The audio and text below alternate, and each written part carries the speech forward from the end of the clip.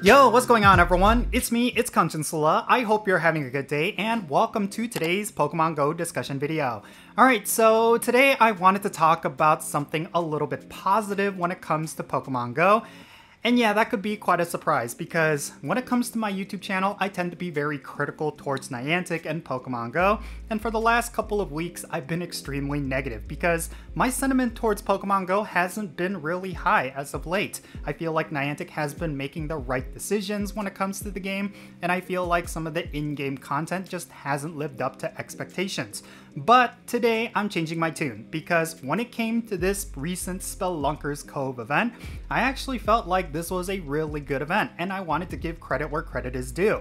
Niantic did a lot of really good things with this event and I hope they continue to do it in future events. But that's not to say that this event was perfect. There were a couple of things that I would have liked to see changed, but that's going to be something I'm going to discuss later on in this video. Let's first talk about two things that I really enjoyed about Spelunker's Cove. First and foremost, we got ourselves a brand new shiny and it was for Crabrawler.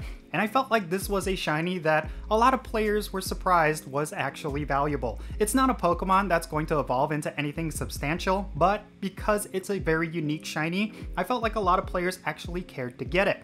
And this is something that I haven't really felt in Pokemon Go in quite some time. It seems like with every single in-game event, we either get a shiny that we've already had, or we just do not get a new shiny at all. And it was kind of a breath of fresh air to actually get ourselves a brand new shiny during this event. And it was a shiny that I actually really wanted because I thought it looked really cool. Even though I fully recognize that Crabrawler is not going to have any kind of gameplay significance, and naturally that means it's not going to draw any trades, I still wanted to get this shiny. Like I said, it's a really cool looking one, and when it comes to cool looking shinies, we do not often get those. So yeah, I really did like the fact that it was exciting to actually go out and check for shinies during this weekend.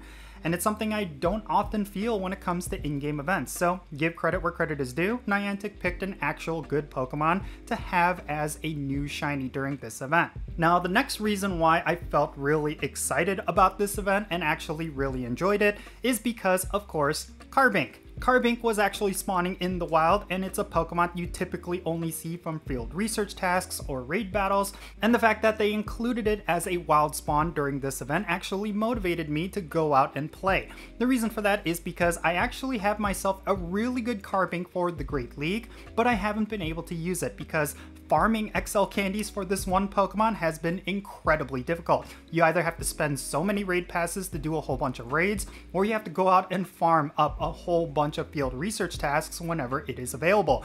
And I just simply did not enjoy that. So it's been a Pokemon that I've been wanting to use, but it's been in the back burner for several months. But now I was able to collect a whole bunch of XL candies and regular candies for this Pokemon so that I could actually power it up and use it. So yeah, those are kind of the two elements for why I felt like this event was actually really good.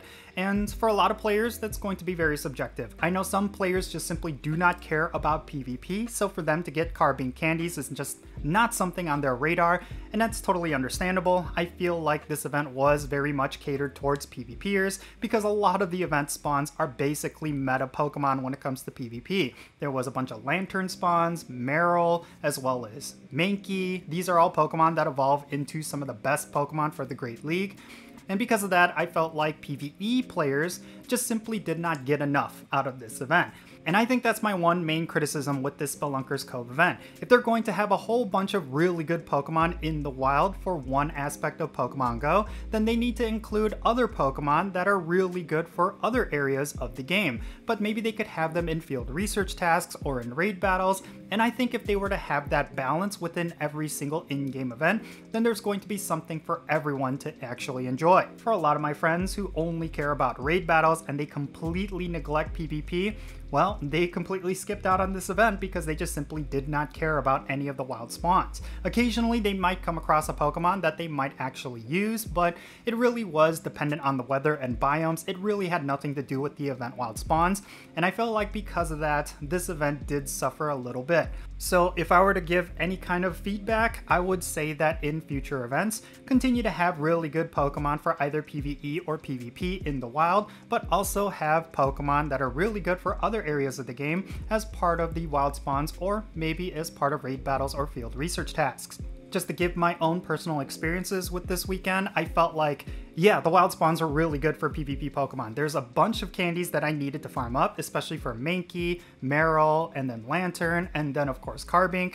But I really disregarded any of the raiding content or as well as any of the field research tasks because I just simply felt like none of the Pokemon that were being offered in those areas were actually worthwhile. I mean, there were certainly some people out there that were farming up Landorus simply because they want to get the candies for Terrian form Landorus, but Incarnate form Landorus is such an underwhelming boss that they could have done something more special for this weekend. I mean, I really thought it would have been better if they actually included Terrian form Landorus, because that is a legendary that is decent for raid battles, even though it may not live up to, let's say, Groudon. It's still a really good second option. So that would have gone a lot better, and it's still a Pokemon that players use when it comes to the Master League. So when it comes to this event, that was probably the one big missed opportunity. And rather than Landorus, they could have had any other Pokemon that was actually relevant for raid battles, and I think there would have been something for everyone during this event. But as of right now, it was very much catered towards PvP and PvP only. And personally, I feel like that was the one big misstep when it came to this event. So yeah, overall, I feel really positive about this event, and it gets me a little bit more motivated to play Pokemon Go leading up to Pokemon GO Fest New York, which is happening in about 2 weeks, and I'm really excited to go to that event.